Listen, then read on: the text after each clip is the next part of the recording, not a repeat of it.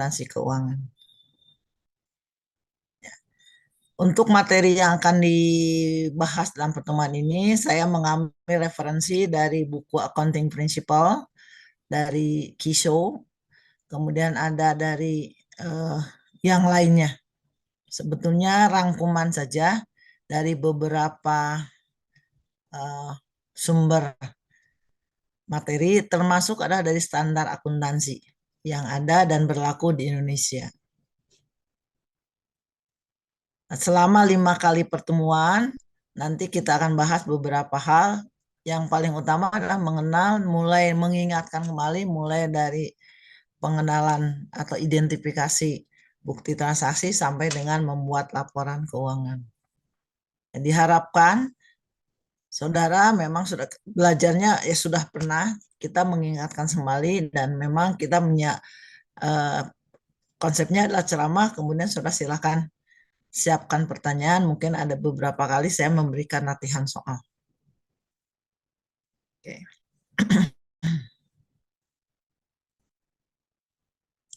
Materinya yang pertama itulah peran dan fungsi akuntansi, kemudian siklus akuntansi, dan overview laporan keuangan. Materi yang kedua adalah pencatatan transaksi di jurnal. Kemudian yang ketiga adalah jurnal koreksi dan penyesuaian. Pertemuan keempat, penyusunan neraca lajur dan laporan keuangan. Dan pertemuan kelima adalah jurnal penutup, neraca saldo setelah penutupan, dan jurnal balik. Ini adalah menggambarkan dari 1 sampai dengan 5, itu menggambarkan proses akuntansi yang lengkap.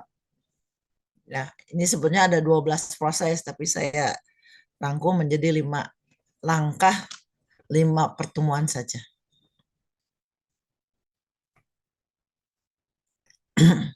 Nah, kalau kita bicara tentang akuntansi, maka beberapa ahli menyampaikan definisi-definisi mungkin sedikit berbeda, tapi pada intinya sama. Seperti halnya dari Warren and Face, akuntansi itu merupakan sistem informasi ekonomi untuk pihak-pihak kepentingan yang melakukan kegiatan ekonomi. Demikian juga dari ahli yang lain, Kisho mengatakan bahwa akuntansi itulah sebuah sistem informasi. Kenapa dibilang sistem informasi? Seperti kata Warren, karena menghasilkan informasi dalam bentuk laporan keuangan. Jadi output dari seorang akuntan itu adalah laporan keuangan. Nah, laporan keuangan yang seperti apa? Tergantung kepada standar akuntansi yang diimplementasikan pada organisasi di mana akuntan tersebut bekerja. Karena setiap organisasi itu berbeda, sifatnya berbeda, kegiatannya. Nah, Ikatan Akuntan Indonesia kemudian mengatur ya, standar-standar yang berlaku umum supaya para pembaca laporan keuangan itu mempunyai persepsi yang sama tentang informasi atau kandungan informasi yang ada dalam laporan keuangan sebuah organisasi. Nah, kalau secara garis besar, maka kita definisikan dari beberapa ahli, akuntansi atau accounting adalah sebuah proses mengidentifikasi, mencatat, dan mengkomunikasikan. Jadi di awal kita membuat output laporan keuangan, kita harus mengidentifikasi dulu. Apakah ini harus dicatat atau tidak? Apakah ini sudah sah, akurat, valid atau tidak? Karena yang transaksinya sah, yang transaksinya valid, itulah yang baru kita melangkah ke catatan yang ke tahapan yang kedua, yaitu records atau mencatat. Dalam akuntansi, catatan akuntansi mencatat transaksi yang terjadi organisasi itu ada 2 catatan. Yang pertama adalah jurnal, yang kedua adalah buku besar atau general ledger. Kalau diperlukan, maka muncul buku pembantu buku besar. Ya mungkin karena sekarang saudara sudah pakai IT, sudah pakai aplikasi, maka proses ini mungkin jadi sudah lupakan. Karena pada beberapa instansi termasuk pemerintahan sekarang kan sudah menggunakan e-government, ada aplikasi macam-macam ya. Sehingga kita mungkin serasanya kita hanya input data sudah selesai kesannya gitu. Sudah jadi laporan keuangannya. Kenapa? Karena sudah ada program. Tapi sebagai akuntan pada era sekarang itu dituntut untuk memahami apakah proses tersebut benar atau tidak, untuk bisa melakukan analisis terhadap bagaimana transaksi tersebut dilakukan dan bagaimana kinerja organisasi. Kalau hanya inputting data mungkin AI juga bisa. Saya dengan Pak Ivan sudah pernah mencoba ya masukkan sebuah soal yang dibuat oleh saya. Saya menggunakan standar akuntansi keuangan umum yang berlaku di Indonesia, masukkan ke AI, artificial intelligence, keluar hasilnya. Tapi ketika saya baca ketika saya baca hasilnya, ini ada yang tidak sesuai dengan standar yang ada di Indonesia. Karena kita bicara tentang kasus di Indonesia, maka di negara manapun standar akuntansi kan ada perbedaan. Walaupun mungkin hampir semua negara yang tergabung dalam IFAC, International Federation Accountant, itu menggunakan IFRS. Karena kita harus konvergensi dengan IFRS.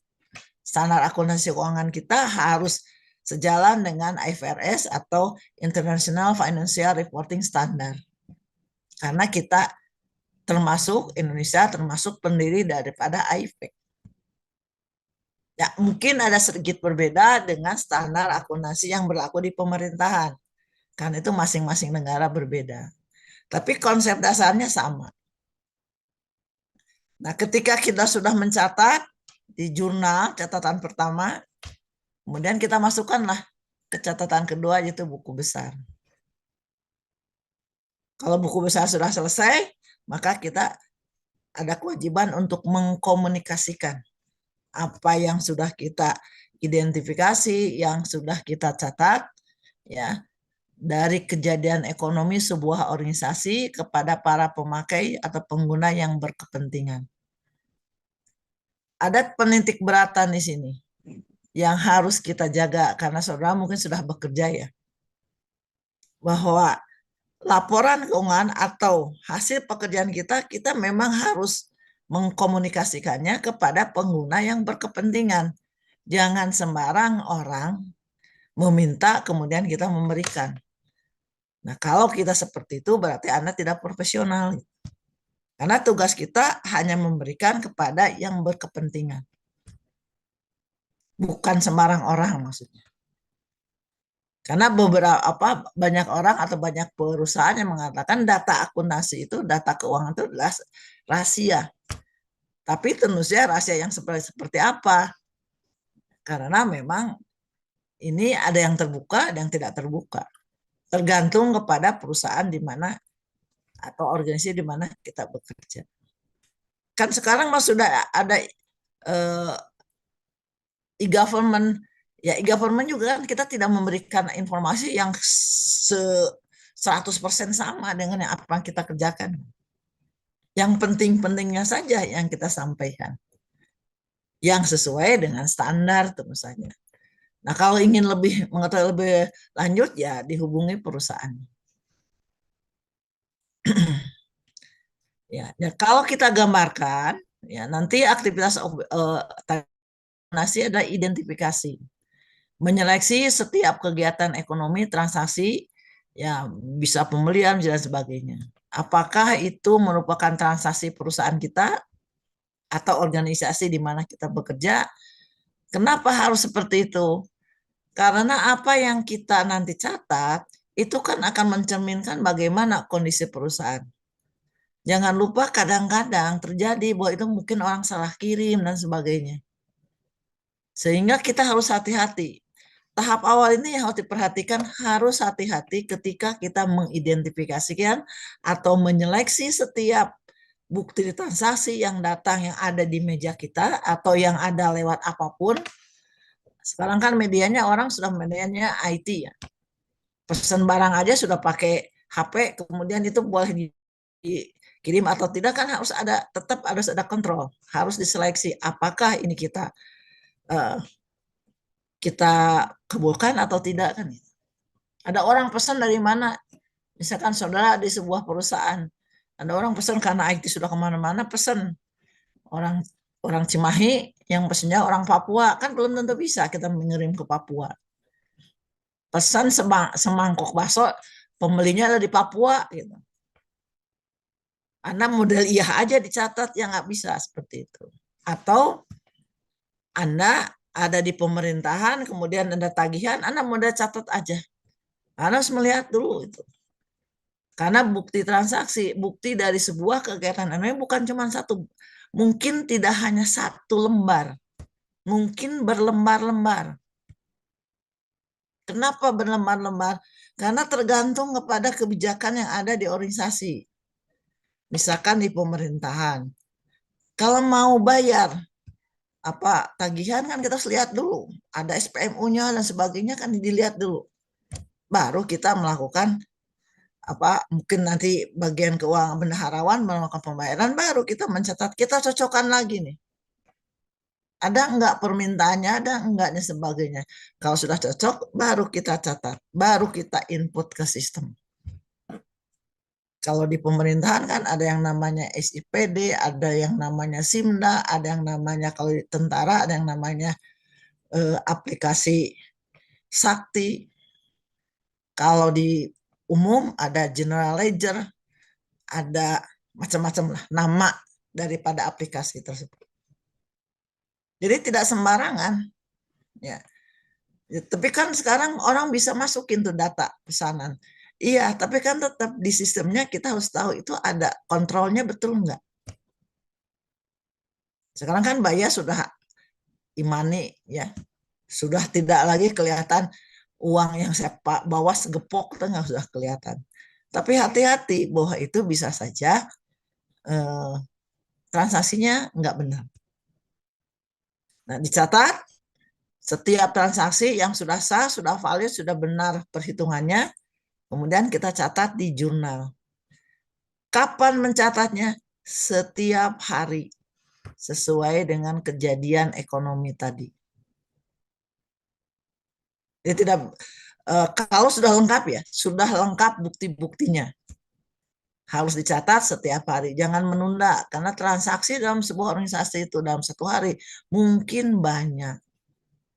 Apalagi kalau saudara mungkin bekerjanya adalah di pemerintahan pusat, itu kan transaksinya dari semua daerah ya. Kalau di pusat, di kantor pusat, di semua cabang kan kita harus melihat seperti itu. Mencatatnya setiap hari, harus berurut tanggal. Nanti secara berkala kita klasifikasikan, mencatat itu sambil mengklasifikasikan. Kalau ada pembelian barang, berarti ini nanti masuk akun yang mana kan itu. Itu ada proses pengklasifikasian sambil kita posting dari jurnal ke buku besarnya masing-masing. Dan di akhir periode kita akan meringkasnya dalam bentuk neraca saldo. Nah, periodenya kapan? Ya tergantung kebijakan dari organisasi, apakah membuat laporan itu bulanan, ada yang mungkin triwulanan, ada yang semesteran, yang paling lama adalah tahunan. Nah, hasil dari kita mencatat tersebut, kita sajikan dalam bentuk laporan keuangan. Dan tentu saja, untuk memberikan informasi yang berguna bagi pimpinan kita, maka kita seharusnya memberikan analisis tentang kinerja organisasi. Tambahkanlah laporan keuangan yang sesuai dengan standar yang berlaku, sesuai dengan organisasi di mana kita bekerja, tambahkan dengan analisis yang diperlukan, supaya pimpinan kita itu mengerti bagaimana perkembangan dari organisasi dengan penjelasan. Kalau Anda belajar di akuntansi, mungkin ada satu mata kuliah yang namanya analisis dan penggunaan laporan keuangan.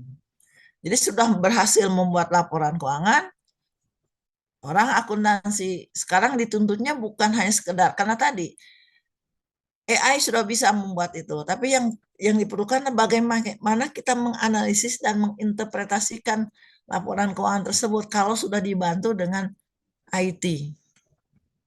Tapi Anda bisa melakukan itu kalau Anda paham dulu prosesnya yang benarnya seperti apa.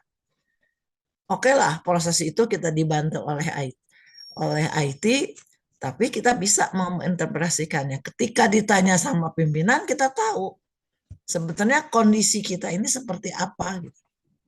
Karena itu di prodi akuntansi diajarkan satu mata kuliah analisis dan penggunaan laporan keuangan.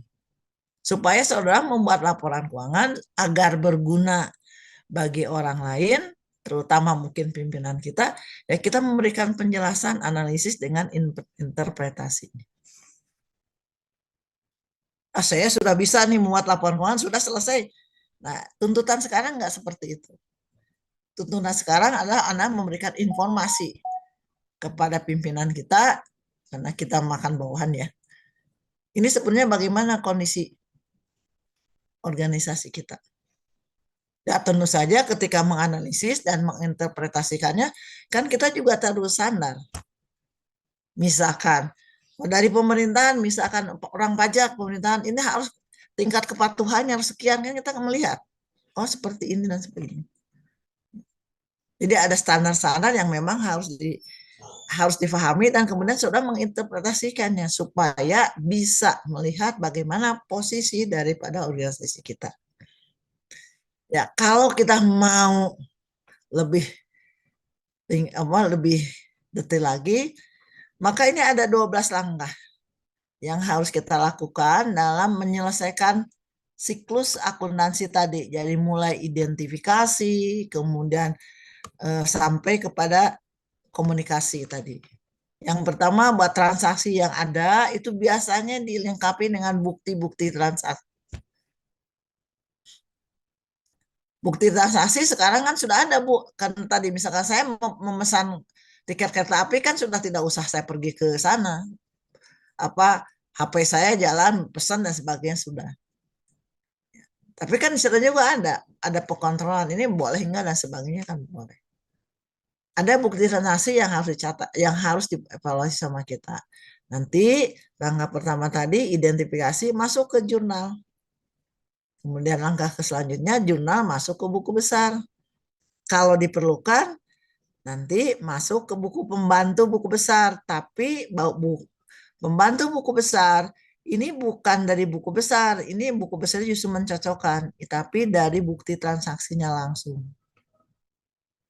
Karena buku pembantu itu kan namanya juga pembantu. Menjelaskan lebih detail tentang sesuatu yang khusus. Dari buku besar, di akhir periode nanti langkah yang ketiga itu adalah kita menghasilkan neraca saldo. Jadi buku besar setiap akhir periode ada saldonya nanti. Nanti saldonya kemudian dibuat neraca saldo, debit dan kreditnya itu balance atau tidak. Nah, di akhir periode, kerjaan di akhir periode ini banyak sekali. Dari mulai 3, kemudian 4 untuk penyesuaian, kemudian sampai ke 5, 6, ini 7, ya, 8 karena mencocokkan, 9, ini di akhir periode sampai dengan yang 11. Ini makanya kenapa orang akuntansi itu suka di akhir periode banyak kerjaan, karena memang pekerjaannya banyak dan stressingnya sangat tinggi. Karena kan perlu ketelitian. Kan sekarang sudah dibantu dengan IT. Permasalahannya ketika orang yang inputnya benar, misalkan kalau di kantor cabang atau kantor pusat gitu ya, itu sistemnya sudah terhubung antara cabang dengan kantor pusat. Cabang input, ya kalau cabang yang inputnya benar, kesananya pasti benar. Tapi kalau cabangnya salah inputnya, kesannya pasti salah. Dan kalau Anda memahami proses ini, pasti saya meyakini sudah akan tahu ini laporan keuangan itu salah. Saya cerita dengan pengalaman saja. Pengalaman saya ya. Sebelum saya menjadi dosen akuntansi di FEB Unjani, saya bekerja di sebuah perusahaan nasional, swasta nasional. Bekerja selama 8 tahun, kemudian saya mengundurkan diri. Bukan saya tidak betah, tapi karena saya sakit. Saya nggak enak, walaupun sakit di apa dibayar pengobatannya nggak enak juga kalau lama-lama sakit ya. Keluar, saya pindah ke Unjani. Ini si perusahaannya saya sudah 1 tahun boleh keluar, tapi harus mengajarkan dulu staf barunya. Saya ajarin sampai 2 tahun, anak ini nggak bisa-bisa, saya bosan sendiri. Pak, saya mau sekolah, mau pindah ke Unjani. Oke, tapi tetap ya, jadi sini ya, setiap akhir bulan saya datang untuk buat laporan keuangan. Karena saya paham, jadi walaupun saya sudah 3 tahun menjadi akuntannya perusahaan tersebut, saya masih bisa, walaupun tidak tiap hari ya. Tidak tiap hari saya melakukan mencatat transaksi. Tapi karena sudah terbiasa 8 tahun saya buat itu, saya masih paham. Ini ada yang salah, coba dilihat, ini ada yang salah. Ternyata dia salah, salah kode akun, maka hasilnya juga aneh. Ya, karena kita selalu setiap setiap saya buat laporan, saya selalu melakukan analisis dan menyampaikan ini loh kinerja perusahaan kita. Ya, karena saya bekerja di perusahaan swasta nasional. Ya, kalaupun tinggalkan juga kita akan paham. Kalau kita memahami, kalau kita mengetahui proses itu harusnya seperti ini. Jadi pekerjaannya memang banyak, stressingnya memang tenaga akuntansi itu biasanya di akhir periode. Dikasih batasan membuat laporan keuangan harus selesai tanggal 3 misalkan. Ternyata ini belum selesai juga, nggak balance-balance juga gitu. Kalau sekarang saya masih mending melihat ya, melihat bahwa perusahaan itu sudah mulai tidak ada angka di belakang koma gitu. 12 juta tidak ada koma 775. Waktu saya menjadi tenaga akuntansi masih 0,75 masih harus saya cari karena harus sama persis. Apa yang saya catat harus sama dengan rekening koran. Pusingnya setengah mati itu. Ke dokter aja kayaknya habisnya berapa ratus ribu untuk selisih 0,75 gitu. Kalau sekarang perbankan sudah nggak ada, dibulatkan semua. Jadi pekerjaan di stressing kita itu tenaga akuntansi ini mulai di sini yang 3, 3, 4, 5, 6, 7, 8 sampai 11. Ya biasanya ya nggak suka ngelembur ya akhir bulan. Karena mungkin saja bukti transaksi sampai dengan akhir periode itu belum terkumpul semuanya. Ini prosesnya. Jadi kita harus memahami walaupun mungkin kita sudah dibantu dengan aplikasi, sudah dibantu dengan teknologi, kita tetap sebagai akuntan, kita harus memahami siklusnya dulu. Nanti kita bisa tahu ini sebenarnya salahnya di mana gitu. Karena kesalahan yang paling utama biasanya itu ketika kita pertama identifikasi ini salah. Harusnya akun nomor 10 jadi akun nomor 100 gitu. Ada 01 aja sudah berbeda itu kan hasil akhirnya. Harusnya masuk ke buku besar 101, masuk ke buku besar 110. Karena mungkin di pemerintahan juga akunnya banyak kok saya lihat ya, nanti Anda lihat di contoh di standar laporan keuangan pemerintahan itu banyak sekali akun yang harus dipisahkan antara satu transaksi dengan transaksi yang lain. Mungkin bukti transaksinya relatif sama ya. Kalau kita baca tadi di transaksi, di bukti transaksi di langkah pertama, mungkin ini bentuknya sama, tapi sebenarnya nggak sama itu. Jadi ada 12 langkah lah paling tidak yang harus Saudara lakukan ketika kita menyelesaikan satu siklus akuntansi di sebuah organisasi. Baik organisasi swasta maupun organisasi pemerintahan. Siklusnya sama, mungkin yang membedakan itu masalah aktivitas. Karena aktivitas pemerintahan, aktivitas bisnis, atau aktivitas non-bisnis kan nggak sama. Karena tujuan organisasinya berbeda. Ya. Apa sih yang kita catat? Itu adalah kejadian ekonomi. Kejadian yang terjadi pada suatu organisasi, bisa profit atau non-profit tujuannya, yang mempengaruhi kondisi keuangan. Ya. Jadi kalau ada atau kejadian ekonomi, misalkan terjadi kebakaran, gitu, kita nggak bisa langsung mencatat. Kita tahu dulu itu kerugiannya berapa. Karena kan kalau kerugian berarti harus dihitung dengan uang kan.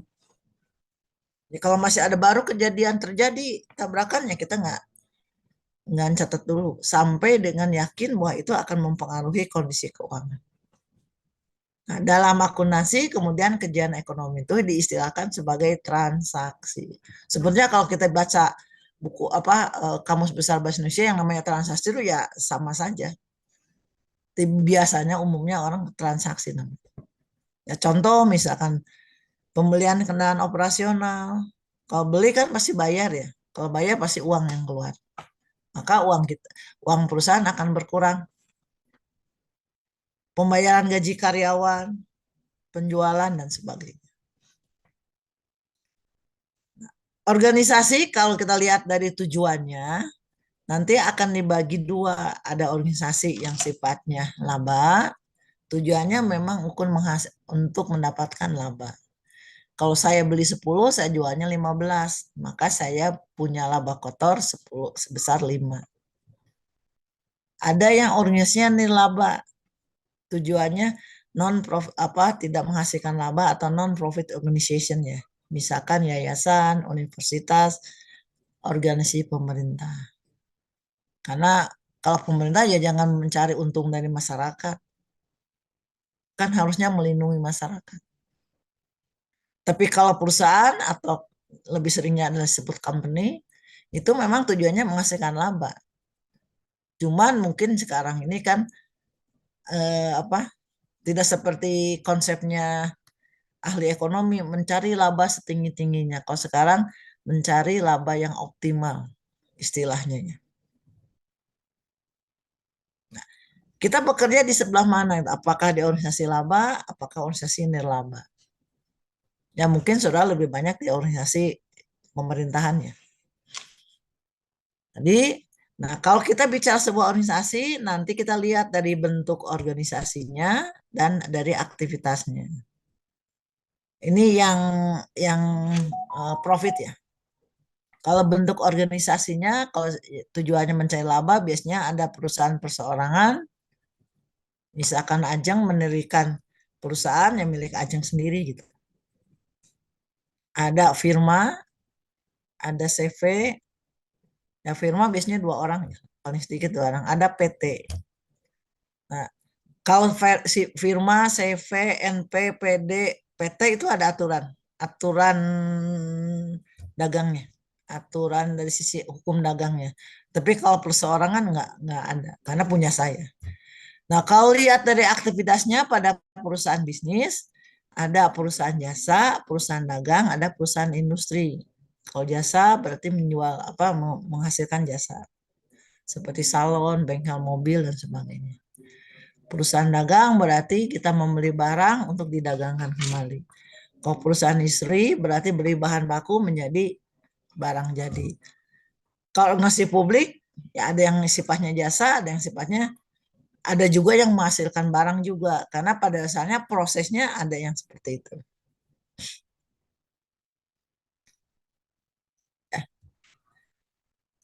Nah, organisasi kalau tadi produk yang dihasilkan, bisa dilihat di produk yang dihasilkan, kemudian lihat dari modal. Ada laba, ada yang nirlaba tadi ya. Nah, tipe bisnis tadi ada bisnis perdagangan, bisnis manufaktur, bisnis jasa. Ini beberapa organisasi yang maju dan itu bentuknya seperti apa. Bagaimana kegiatannya? Karena nanti kegiatan yang dilakukan oleh perusahaan itu akan berbeda satu yang lain menyebabkan laporan keuangannya mungkin sedikit berbeda antara perusahaan jasa, perusahaan manufaktur, dan nanti diakhiri dengan perusahaan yang sifatnya pemerintahannya. Nah, kalau perusahaan jasa, nanti perusahaan itu menerima menanamkan modal, kemudian menjual jasa, nanti nagih, kemudian hasilnya duit lagi. Misalkan salon lah.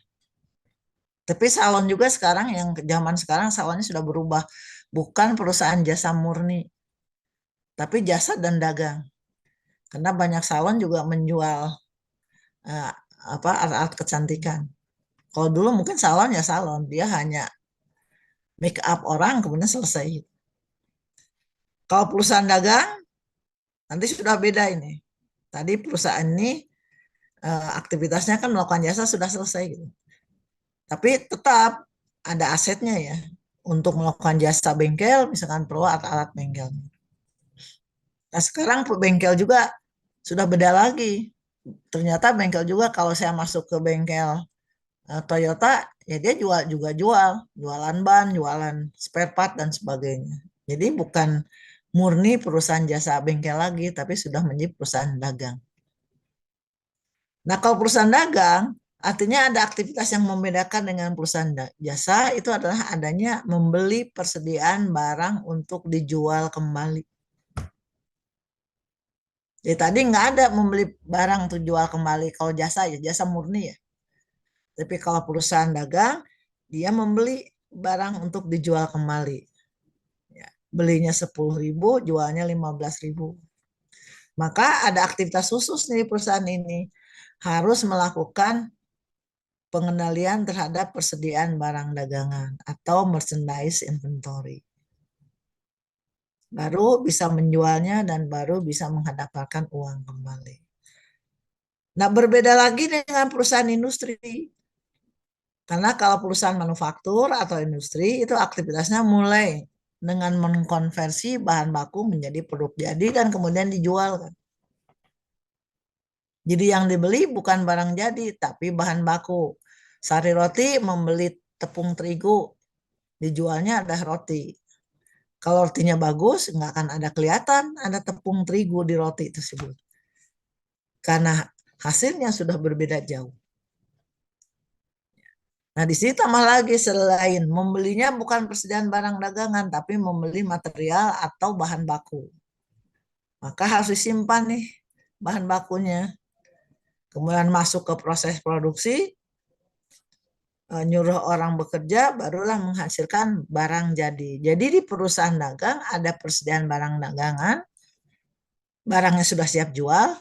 Kalau di perusahaan industri nanti bedanya ada persediaan bahan baku, persediaan barang setengah jadi, dan persediaan barang jadi. Dan barang jadi inilah yang dijual biasanya. Ada nggak yang menjual barang setengah jadi? Mungkin setengah jadi bagi industri selanjutnya. Tapi untuk industri tersebut itu barang jadi. Yang nggak ada yang menjual roti setengah matang kan nggak ada. Nah, muncul lagi nanti akun-akunnya, ada persediaan bahan baku, ada persediaan work in process atau barang jadi. Kenapa ada barang jadi, barang setengah jadi? Seorang akuntan membuat laporan keuangan itu tanggal 31 Desember, kita cut off 31 Desember. Nah, mesin kan mungkin saja masih jalan gitu ya. Tidak bisa misalkan sebuah perusahaan tekstil sedang jalan, order nomor sekian, kemudian di-cut laporannya tanggal 31 berhentiin, nanti rusak atuh produksinya. Biasanya jalan terus saja. Maka pada tanggal 31 Desember berarti masih ada pekerjaan di mesin. Maka muncul work in process inventory, persediaan bahan barang setengah jadi. Memang agak jelimet ini. Kenapa? Karena menghitung barang setengah jadi nggak gampang. Jadi perusahaan itu semakin, kalau di sebuah perusahaan itu memang berbeda. Nanti dampaknya adalah siklus akuntansinya sama, tetap 1 sampai 12, tapi yang membedakan nanti adalah kandungan informasi yang ada dalam laporan keuangan yang berbeda. Karena aktivitasnya berbeda. Prosesnya sama, transaksi kita catat di jurnal, pindahkan ke buku cukup besar, buat neraca saldo, buat ayat jurnal penyesuaian, buat neraca lajur, buat laporan keuangan, buat jurnal penutup, buat neraca saldo setelah penutup. Di awal periode buat jurnal balik kalau diperlukan, kalau tidak diperlukan tidak. 1 sampai 11 itu wajib dilakukan, yang 12 tidak selalu dilakukan karena tergantung kepada aktivitas selama periode yang kemarin. Nanti cerita di pertemuan keberapa. Oke. Tadi kalau di perusahaan, terutama bisnis, karena Anda juga mungkin ada yang ingin bisnis, tadi ada persoalan perorangan, ya, dimiliki oleh satu individu, ya biasanya ciri-cirinya lebih seperti apa? Lebih sederhana lah. Kemudian ada persekutuan atau partnership. Jadi ada beberapa orang yang bersetuju untuk membangun bisnis bersama-sama. Biasanya bentuk usahanya ada firma atau CV. Nanti akun-akunnya akan sedikit berbeda mungkin dengan tadi yang perseorangan ya. Kemudian ada perseroan, ya. Perseroan itu diatur oleh undang-undang PT ya. Nomor 40 tahun 2004 kalau tidak salah. Karena ini terpisah dari orangnya. Nah, namanya nanti modalnya adalah saham. Kalau di pemerintahan entitas nanti ekuitas ya. Ini namanya saham. Nanti akun-akun yang bedanya mungkin akan membedakan tadi. Mencatat transaksi itu di akunnya masing-masing. Maka akunnya akan tergantung kepada jenis daripada akun yang ada di perusahaan tersebut. Ya, tadi sudah dijelaskan. Oke. Nah, siapa tadi kan kita menyampaikan kepada pengguna ya, laporan mengkomunikasikan laporan keuangan tersebut kepada pengguna. Nah, pengguna laporan keuangan itu ada yang internal, ada yang eksternal. Kalau internal tentunya pimpinan kita. Eksternal, organisasi kita kan berhubungan dengan orang lain ya. Ada investor, ada kreditur. Kalau perusahaan bukan pemerintah kan ada pemerintahan yang akan menghitung pajaknya mungkin dan sebagainya. Dan tentu saja sifatnya kan berbeda, kebutuhannya berbeda. Sebagai akuntan kita harus melihat kondisi seperti ini karena tadi siapapun yang kita berikan kan harus yang memang punya kepentingan dengan organisasi kita. Sebagai akuntan makanya tadi kalau akuntan kalau di perusahaan itu jarang berbicara, kerja aja terus. Kerjanya dengan kertas, dengan laptopnya gitu. Sekali bicara ya cuma bicarakan tentang ini.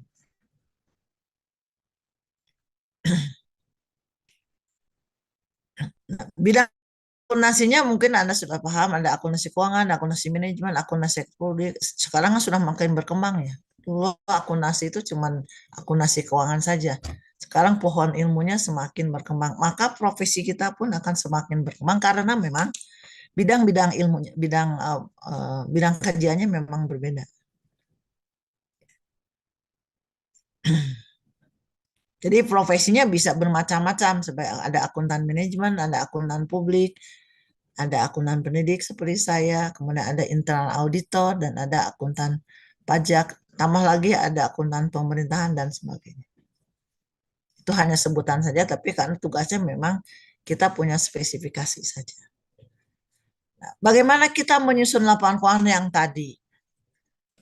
Sebagai akuntan, kita harus memahami bahwa di Indonesia itu ada 5 pilar standar akuntansi.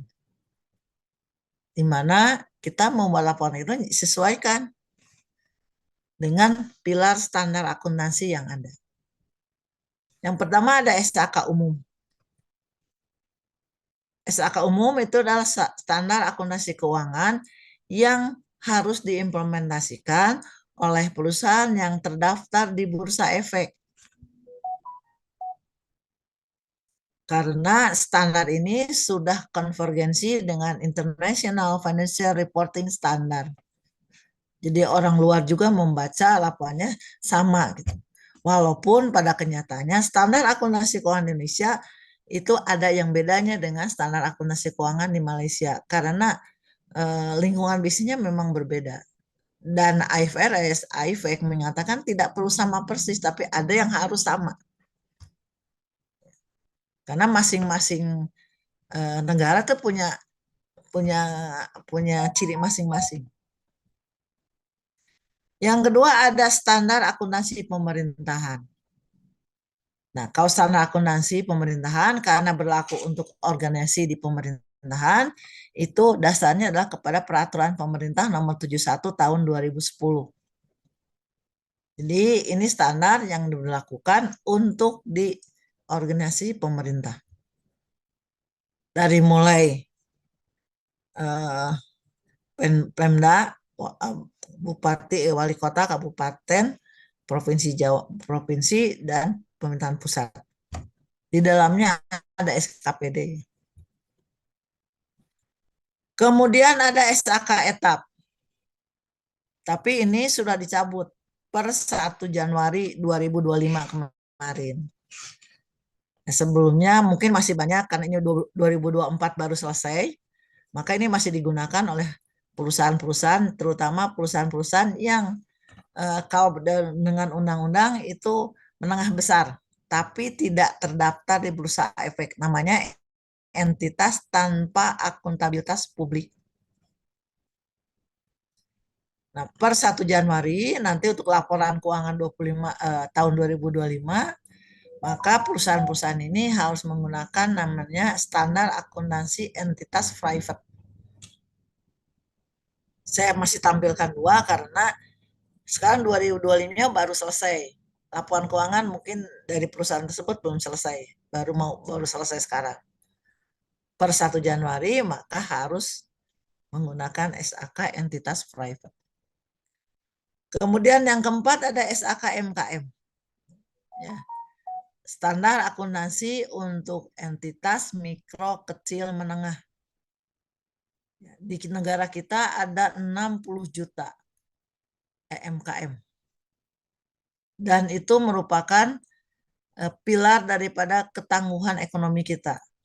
Karena krisis moneter sudah membuktikan tahun 98, malahan di negeri yang lain pun UMKM itu memegang peranan dalam stabilitas perekonomian negara. Karena banyak yang tidak bangkrut. Tapi perusahaan menengah besar itu banyak yang bangkrut. Justru ini. Yang kedua, dia 60 jutaan, 63 juta MKM di Indonesia kan merekrut berapa tenaga kerja ya? Kalau perusahaan yang terdaftar di Bursa Efek itu sekitar 800 kan mungkin cuma berapa orang. Yang kelima adalah standar akuntansi syariah. Ini adalah standar akuntansi bagi lembaga-lembaga yang memang melakukan transaksi secara syariah. Tapi sekali lagi yang transaksi syariah itu hanya berhubungan dengan transaksi jual beli, pinjam meminjam. Ya. Kalau yang lainnya seperti yang lainnya untuk mencatat aset yang lainnya sama saja dengan standar akuntansi yang lain. Nah, syariah itu kan ada yang di umum, ada yang terdaftar di Bursa Efek, ada yang memang masih perusahaan menengah besar, mungkin di pemerintahan juga sudah mulai ada syariahnya, SAKMKM juga ada yang syariahnya, karena kebangkitan transaksi syariah itu di 10 tahun terakhir ini sudah sangat tinggi dan itu di sebuah negara, di seluruh dunia ya. Sudah ada standar akuntansi syariah internasional. Jadi ketika kita bekerja, seorang akuntan bekerja, kita lihat ini perusahaan kita tuh yang seperti apa. Maka kita harus melihat kepada standar akuntansi yang tepat digunakan untuk membuat laporan keuangan. Nah, dampak karena ini standarnya berbeda, maka nanti walaupun prosesnya sama seperti tadi, 1 sampai dengan 12, tapi bentuk laporan keuangannya mungkin sedikit berbeda karena setiap standar yang 5 ini, etap kan tadi ganti private ya. Yang 5 ini sudah mengatur bentuknya harus seperti ini. Gitu. Jadi kalau kita membuatnya salah, nanti auditor akan mengatakan ini tidak sesuai dengan standar akuntansi yang berlaku umum. Kalau seorang auditor kan mengatakan, bahwa kami sudah melakukan pemeriksaan terhadap laporan keuangan, misalkan pemerintah daerah ini, laporan keuangan sudah dilakukan sesuai dengan standar akuntansi pemerintahan.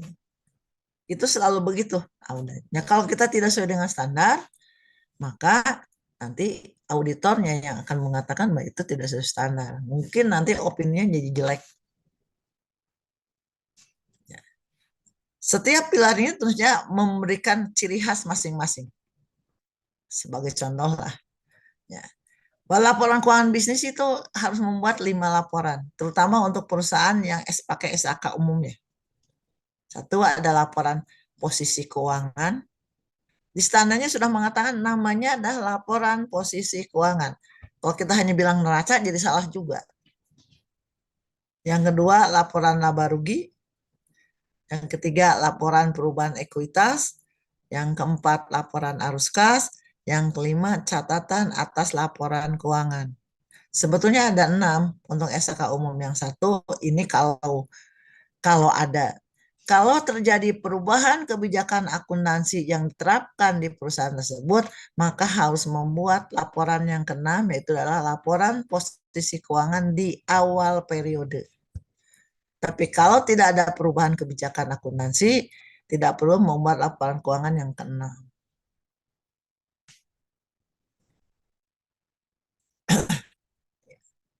Nanti laporan posisi keuangan atau neraca, kalau di SAP namanya neraca.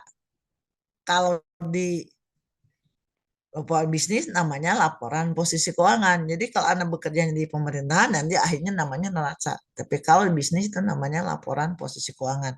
Neraca juga berlaku namanya untuk SAKMKM juga masih neraca sama dengan pemerintahan. Nanti secara umum penyajiannya ada aset itu nanti diklasifikasikan. Ada aset lancar, aset tidak lancar, kewajiban jangka pendek, kewajiban jangka panjang, ada modal atau ekuitas. Ya, nanti jenis akunnya bisa bermacam-macam, tergantung kepada luas tidaknya perusahaan. Kemudian laporan laba rugi menyajikan informasi laba rugi suatu periode. Ya, akun minimalnya ada pendapatan, ada bahan keuangan, dan sebagainya. Kemudian ada laporan nanti membuat laporan laba rugi tergantung kepada entitas. Ya. Kemudian ada perubahan ekuitas. Ekuitas itu terdiri daripada modal store kalau di PT ya. Tambahan modal di store, ada saldo laba, ada pendapatan beban yang langsung yang diakui ke ekuitas. Kalau di perusahaan yang etap, perusahaannya kalau perorangan tidak ada modal store, tapi modal Abdul, modal Reni, dan sebagainya.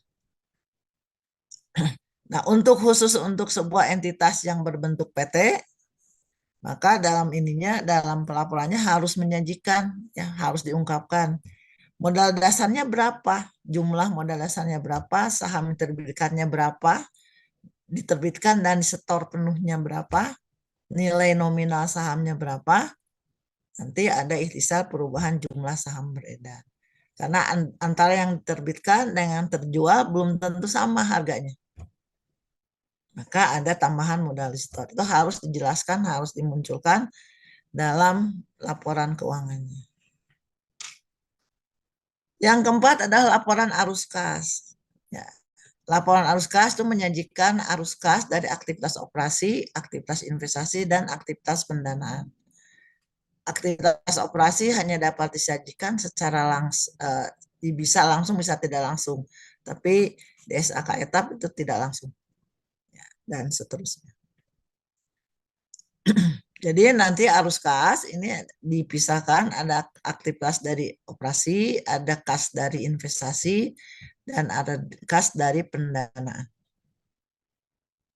Nah, untuk catatan laporan keuangan, semua standar tidak memberikan formatnya.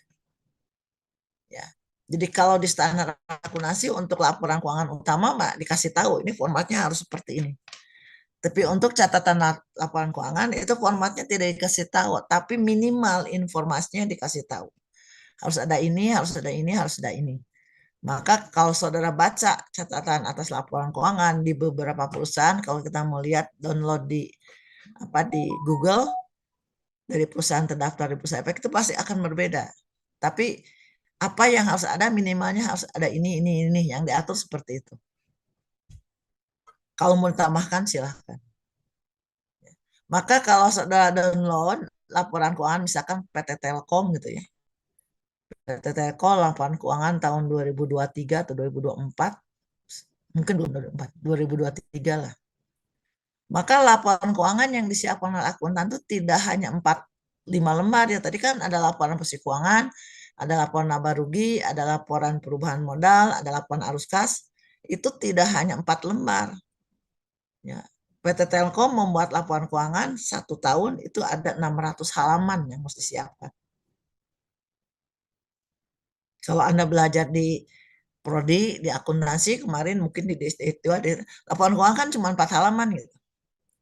Tapi pada kenyataannya ketika kita menyampaikan laporan keuangan pada sebuah perseroan terbuka, karena yang bacanya banyak, pemodalnya investornya juga banyak, maka kita harus menjelaskan di catatan laporan keuangan, menjadikan laporan keuangan itu jadi panjang. Jadi 600 halaman. Sehingga saya yang Telkom yang terakhir 2023 itu 650 halaman. Tentu saja laporannya tidak disiapkan oleh akuntan sendiri.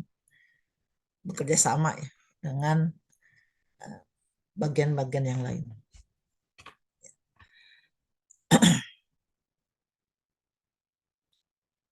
Ya, ini kan tadi, ini hanya bicara tentang ini loh yang harus ada dalam sebuah catatan laporan keuangan, tapi formatnya tidak ditentukan.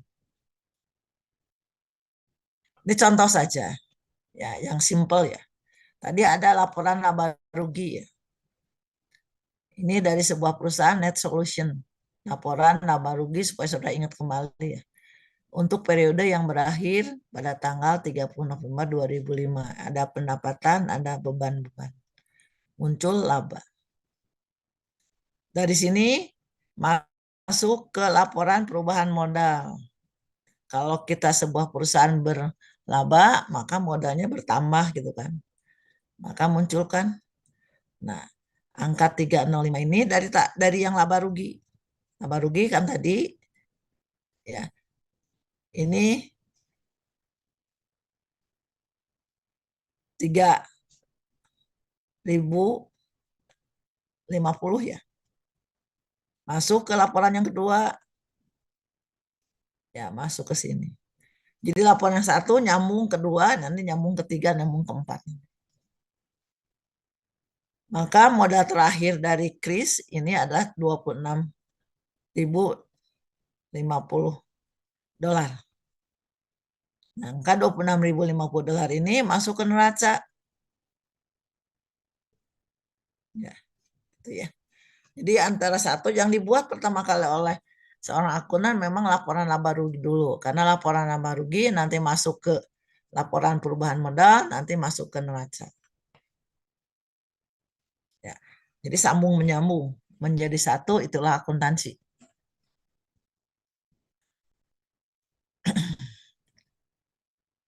Oke, ini laporan arus kas. Ini di sebuah bisnisnya. Ada arus kas dari operasi, arus kas dari investasi, dan arus kas dari pendanaan. Bagaimana dengan pemerintahan? Gitu. Di pemerintahan maka pertama ada yang namanya laporan realisasi anggaran. Ada laporan perubahan saldo anggaran lebih. Ada yang namanya neraca, ada yang namanya laporan operasional, ada laporan arus kas, ada laporan perubahan ekuitas, dan catatan atas laporan keuangan. Jadi pemerintahan banyak ya. Nah, bentuknya seperti apa? Ya, Ini saya contohkan dulu bentuknya supaya Anda tahu. Ntar saya panggil lagi. Sesuai dengan SAP ya.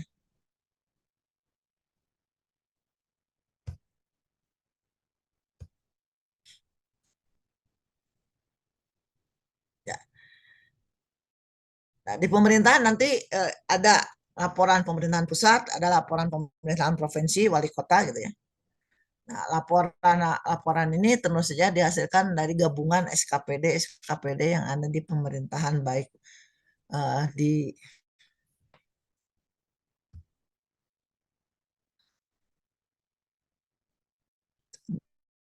bentar.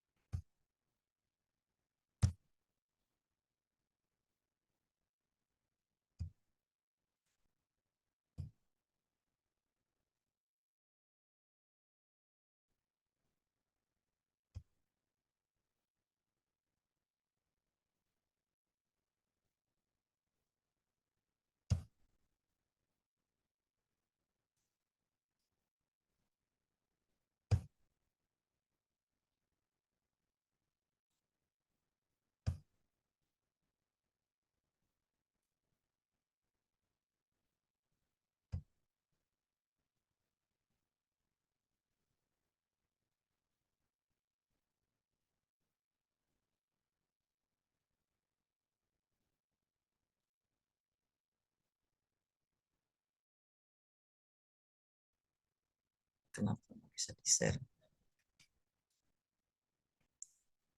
Sebentar, ini ada trouble nih. Di laptop saya ada trouble.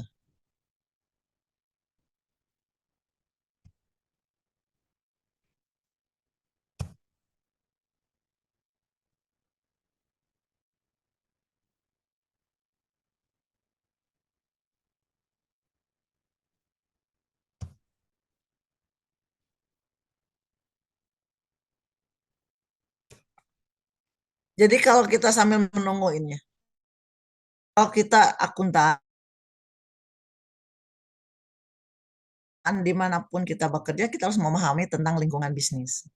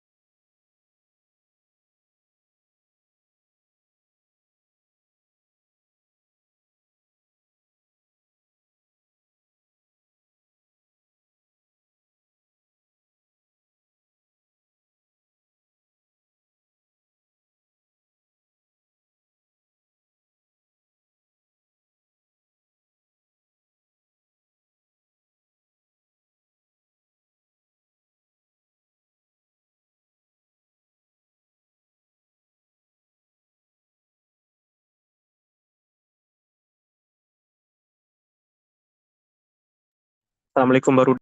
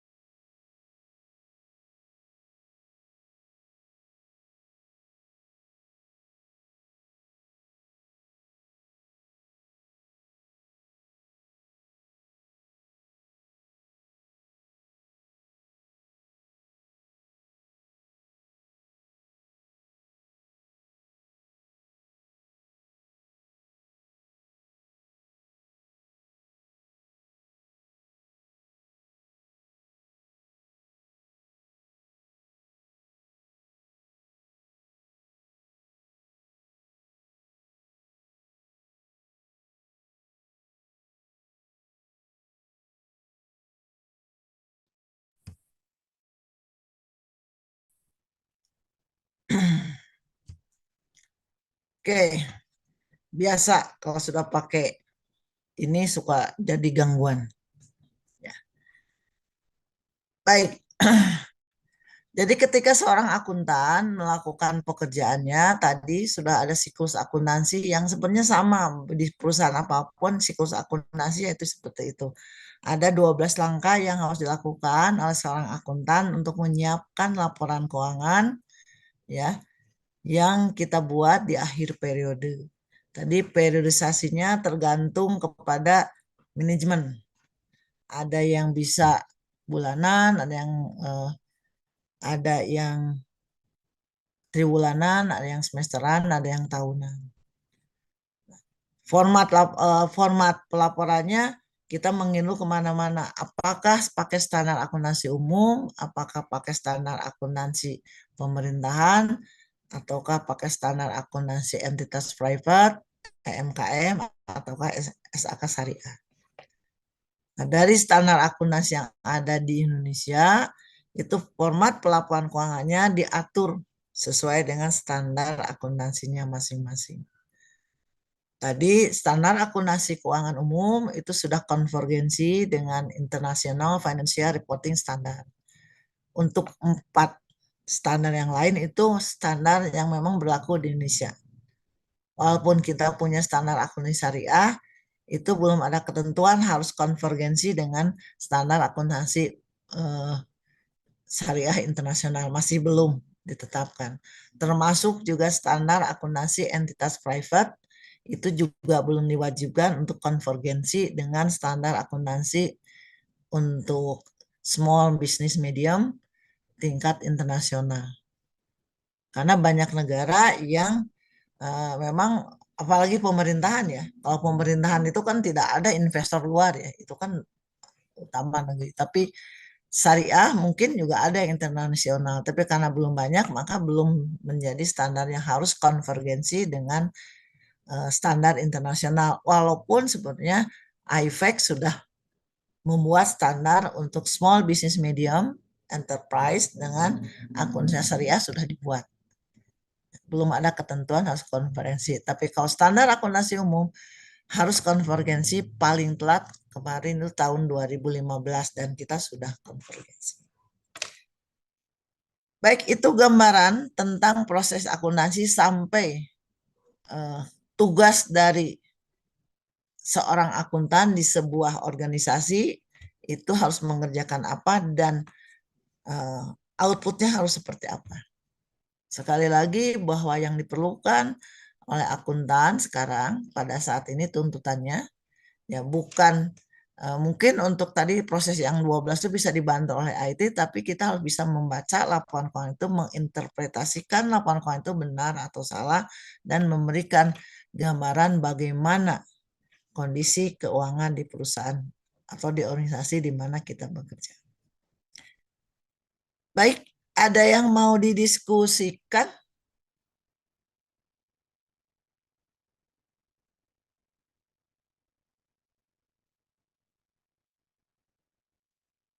Boleh, waktunya kita diskusi. Davanda,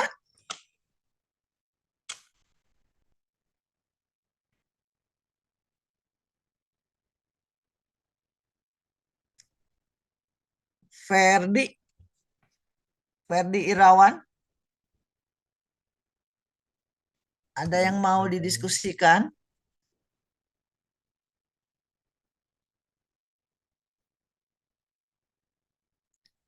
Muhammad Fauji bekerja di mana sekarang? Sekarang di Pemprov Jabar, Bu, di Biro Umum. Di bagian Di bagian sih lebih ke pengadaan aset, Bu. pengadaan aset. Mm. Masanya suka terjadi ya, aset yang ada di Simda dan SIPD itu nggak sama ya? Iya, Bu. Jadi pencatatannya ya gitulah ya, Bu. Itu jangan Ada yang gitulah. kucing sama Sebagai Harjo orang yang juga tahu kadang. akuntansi harusnya bisa memberikan solusi ya, supaya di akhir periode nggak Iya, pusing gitu. Kenapa ya? iya, Karena di pemerintahan daerah itu kan ada beberapa aplikasi ya yang iya. masih digunakan. Padahal Hmm. datanya sama masih itu ya. Hmm. Tapi kenapa nggak sama Ya ya Bu. gitu ya? Jadi sih Bu, kalau menurut saya karena si aset itu tidak di apa sih dari dulu tuh tidak dikerjakan oleh ekspertis Bu. Jadi bukan dikerjakan sama orang yang emang paham di bidangnya. Jadi biasanya dikerjakan sama orang yang ada aja gitu atau yang bisa ngikut sama arahan pimpinan gitu. Soalnya kalau dilihat dari segi jabatan juga Bu, untuk aset itu baru sekarang-sekarang mau diajukan adanya jabatan fungsional. Sedangkan kalau seperti arsip, pustakawan itu tuh udah ada jabatan fungsional di mana yang apa sih yang mengerjakan tuh harus emang orang yang benar-benar apa sih punya Paham? kompetensi di bidangnya. Sedangkan kalau di pengadaan aset atau enggak yang pegang pengurus barang yang kayak gitu itu yang available aja malah bahkan sering kali yang udah tua-tua gitu Bu. Ya, kan sudah paham kalau sudah tua. Ya maksudnya tuh Kalau yang muda kadang belum ada yang paham. paham atau enggak heeh, yang Ya, paham-paham aja sebenarnya gitu. permasalahannya, kalau saya melihat permasalahannya bukan di sana. Ya, Ah, intinya bahwa bukan protapnya ya. hmm, Protapnya yang harus dibetulkan. Protapnya sebetulkan misalnya siapapun yang melakukan pengadaan aset, pelaporannya harus jelas itu. hmm, Kadang-kadang kan tadi ada di mana pelaporan aset kan belum tentu aset itu sekali jadi ya, ya selesai gitu ya. Ada yang betul Bu. pembangunan kan ya, yang paling banyak Iya. masalah itu yang pembangunan. Nah, di Nah, akuntansi kan sebenarnya ada teknisnya. Orang akuntan harusnya tahu hmm, sampai sejauh mana itu pengadaan selesai, hmm, termasuk bukti-bukti yang mendukungnya. Kalau hmm, pengadaan, terutama pembangunan ya. Kalau pembangunan itu kan ada termin-terminnya ya. Nah, itu iya harus ada ada Bu. proses adjustment yang harus dilakukan Hmm, di SPD, di SIPD-nya. Karena SPD kan nggak melakukan iya, itu. Makanya tadi iya. ada proses adjustment di akhir Hmm, periode ketika aset itu belum selesai serah terimakan itu mau diakui sebagai apa dulu gitu hmm, supaya antara uang yang keluar dengan aset itu cocok. iya betul Bu. Permasalahannya yang selalu saya tanya pasti masalah aset ya. Yang lain mah kayaknya Iya, nggak masalah ya. iya. Kenapa? Karena tadi orang ini apa protapnya mungkin perlu diperjelas supaya proses penyelesaian aset itu harus terus termonitor oleh orang akuntansi gitu, oleh ininya. Ya, selalu ada pelaporan. Ini kadang-kadang kan suka ya tadi jangan kan di pemerintahan di perusahaan di mana saya bekerja selama 10 tahunan tadi, orang-orang di bagian penjualan, orang-orang di bagian gudang tidak mengerti apa keperluan kita, keperluan saya sebagai akuntan. Itu si bukti itu kemana we gitu. Kadang-kadang datangnya 10 hari kemudian gitu. Padahal saya kan perlu itu. Saya perlu itu gitu. Tapi mereka kan tidak paham. Makanya tadi perlu ada semacam protap atau penegasan bagaimana nih sebetulnya bukti-bukti transaksi yang terjadi terutama di pengadaan aset itu supaya cepat bisa masuk ke akuntansi sehingga ketika terjadi cut off laporan keuangan itu sudah masuk di aset tetap masuk di SIPD juga tetap masuk gitu.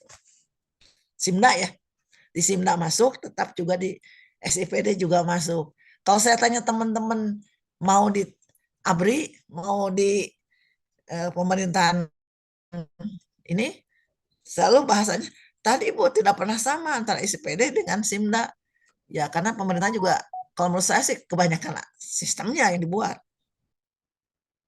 Ya, Ya Bu. sistemnya harusnya terintegrasi satu gitu ya. Tapi kan kita Ya, nggak bisa itu kan project lah. ya. Nah kalau Anda nanti jadi akuntan ya harus harus tadi harus Hmm, ada. Kalau saya sih bilangnya protapnya harus diperjelas untuk masalah eh, bagaimana pengakuan terhadap proses eh, aset ya, pengadaan aset ya, itu betul harus betul. diperjelas. Mhm. Iya Bu. Nah kan jadi itu juga kan salah satunya tuh berarti kan apa sih prosedural dan apa sih ya perumusan kebijakannya terkait itu Bu. Nah biasanya Betul. tuh kadang kalau pimpinan suka ngegampangin aja gitu Bu kayak ya udah bahkan barang pun kalau pengadaan ya udah beli aja dulu karena ini pimpinan lagi butuh suka semacam kayak gitu jadi sebenarnya makanya Saya mungkin paham dari sih. si Kalau saya jadi kawan pimpinan juga gitu daripada pekerjaan saya terhambat, beli aja dulu. Tapi dampaknya gitu kan ya, dampaknya ternyata Iya, nanti iya, Menteri Keuangan kenapa ini kayak begini kan sudah sekarang kan sudah terhubung kan. iya, Kalau kita masuk kan terhubung langsung ke Menteri Keuangan kan. tuh, Bu. Makanya Bu Sri Mulyani marah-marah, kenapa ini dana belum diserap aja di awal-awal Belum lagi itu, semester, iya, Bu. awal-awal tahun kan biasanya penyerapan dana tenang-tenang gitu ya. Nanti di akhir tahun gerasa-gerusu gitu ya. Iya, Bu. Ya tapi itu Biasanya semua gitu. bujangan di pemerintahan di bisnis juga sama seperti itu kok. Ya. Cuman mungkin tadi Insert promo. karena di pemerintahan mungkin tadi terlalu banyak. Kalau di bisnis kan bisnisnya SIM-nya cuma satu, sudah Tuh. terintegrasi. Nah, di pemerintahan karena sistemnya terlalu banyak yang stand alone ya, masing-masing, Ya, maka ya jadi sama. Beda-beda. eh, jadi berbeda. Padahal harusnya sama. Wong datanya sama kok itu yang dipakai. Mm-mm. Baik, nggak apa-apa. Tapi kan Anda jadi tahu sekarang, oh, kalau gitu kita harus gimana nih kalau nanti. Kalau Anda harus Iya, masuk Bu. ke SIPD ya. Kalau yang orang yang pakai SIMDA, mau next generation, mau apapun, ya dia mah cuek aja ngisiin. Gitu ya. Iya, Oke. paling gitu, Bu. Terima kasih, Bu. Ya kita kan cuma mengingatkan dan beberapa beberapa hal yang sedang terjadi di Pemda karena memang mahasiswa banyak yang tugas akhirnya di Pemda juga jadi saya jadi mengenal walaupun saya tidak terlalu sering di Pemda ya. Karena memang saya bukan di PMD, saya kan orang-orang eh, bisnis ya. Tapi kan ciri-ciri khas dari PMDA karena memang terlalu banyak sistem informasi atau aplikasi yang digunakan, maka menyebabkan itu ada perbedaan antara satu sistem dengan sistem yang lain. Padahal eh, datanya sama. Di perusahaan bisnis, biasanya cuma satu sistemnya terintegrasi. Jadi kalau yang menjadi masalah akuntannya, kalau akun yang salah input sudah selesailah, apa salah lah karena sistemnya cuma satu ya. Tapi yang namanya kesalahan mah nggak di pemerintahan nggak di bisnis sama aja sih karena kan faktornya manusianya. Oke, baik, nanti pertemuan selanjutnya harus banyak diskusi dah ini mah ya cuma bicara refreshing aja ya, merefresh kembali materinya sebenarnya sudah Anda dapatkan pada saat Anda belajar di D3. Sekarang kan ini cuma refreshing saja supaya sudah tidak lupa gitu proses ini. Baik, saudara, untuk pertemuan selanjutnya itu dilaksanakan hari Senin ya. Oke. Jadi untuk minggu sekarang hari Kamis, hari ini. Tapi untuk minggu selanjutnya dilaksanakan hari Senin jam 18.30 di eh, room yang sama, di link Zoom yang sama. Izin Bu. Mudah-mudahan kenapa? Kaitan dengan jadwal tersebut, apakah bersifat fix untuk hari Senin ke depannya atau setiap minggu berubah juga? Enggak, hari Senin fix. Karena Baik. hari Kamis itu saya ngajar di Maksi. Nanti bentrok dengan Maksi. Oh, Ya. baik Bu. Terima kasih. Terima kasih Bu. Nanti dipindah sama prodi karena sebenarnya dari awal juga saya sudah minta Senin. Kenapa dipindah ke Kamis? Sudah kagok Bu, ya lu ngajar aja dulu sekarang. Ya nggak apa-apa ya. Jadi fix hari Senin ya, tidak berubah ya. Jam 18.30 di room 1 di link Zoom yang sama.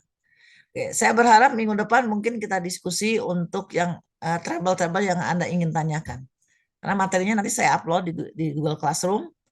Silakan saudara download, mungkin kita diskusi dengan praktek di tempat saudara bekerja saja. Minggu depan kita akan bicara mulai dengan langkah yang ke-1 sampai langkah yang ketiga. Ya, supaya 12 langkah selesai dalam 5 kali pertemuan. Baik, saya kira pertemuan kita hari ini saya cukupkan sampai di sini. Sampai ketemu pada hari Senin ya, jam 18.30. Baik, saya tutup. Semoga sehat selalu ya. Oke, sampai ketemu pada hari Senin. Terima kasih, Bu. Iya, Yuk, terima kasih banyak, Bu. yuk. Baik.